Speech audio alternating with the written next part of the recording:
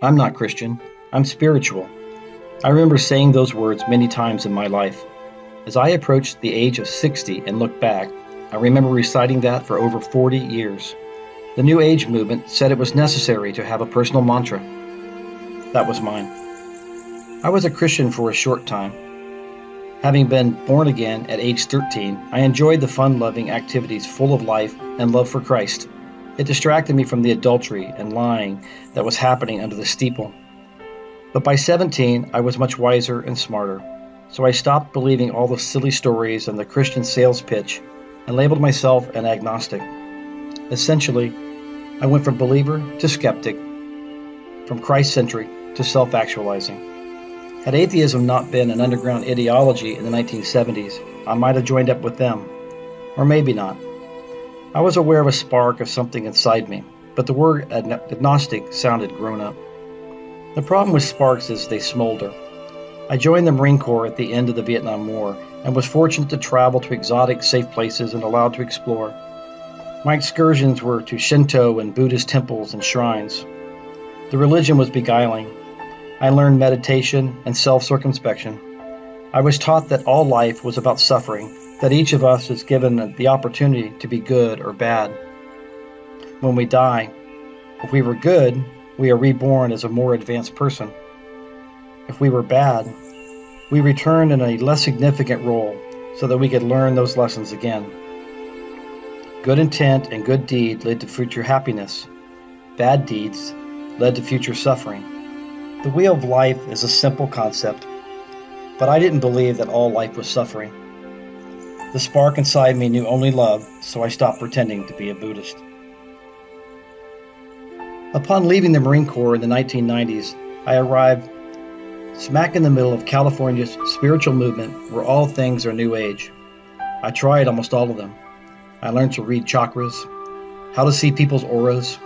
I became a certified Reiki healer and studied Tai Chi. I often visited the Swami Temple and became a student of Ashtanga Yoga. The spiritual bliss was contagious. And when you got bored with one thing, there was something new right around the corner to fill that growing void, like a march to end hunger or a fundraiser for children with AIDS. California is never short of innovation, including creating their own religions. After a dozen years of psychometry and palm reading, spiritual channeling, and all things metaphysical, I was confident I'd experienced it all. But I was still agnostic, a doubter, a skeptic. For me, the entire universe was, if anything, simply a matter of a single collective consciousness. If one needs anything, just ask for it, and it would materialize. I even published a book to document all my studies and practices.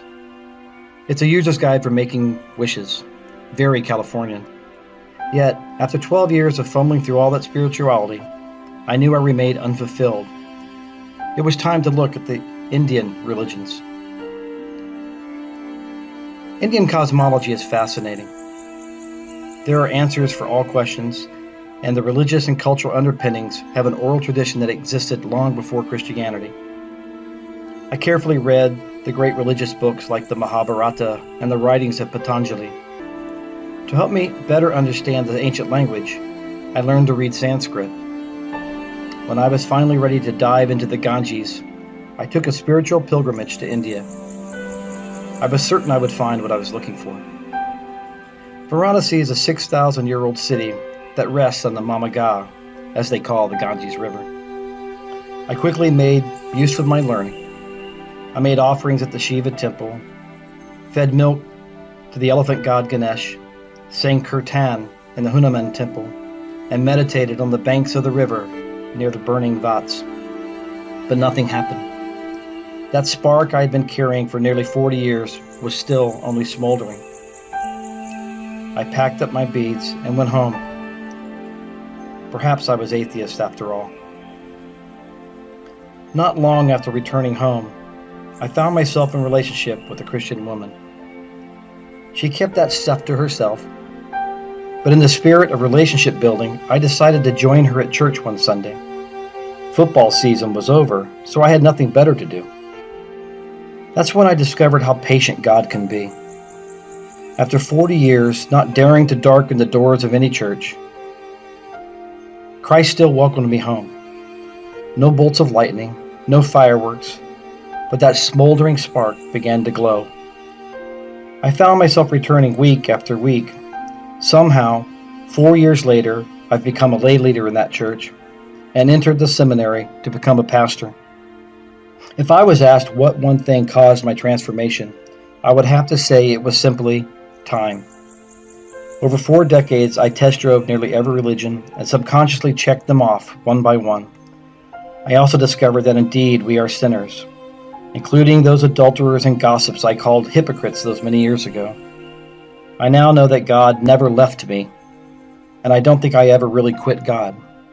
Proverbs 8:17 says, "I love those who love me, and those who seek me diligently find me."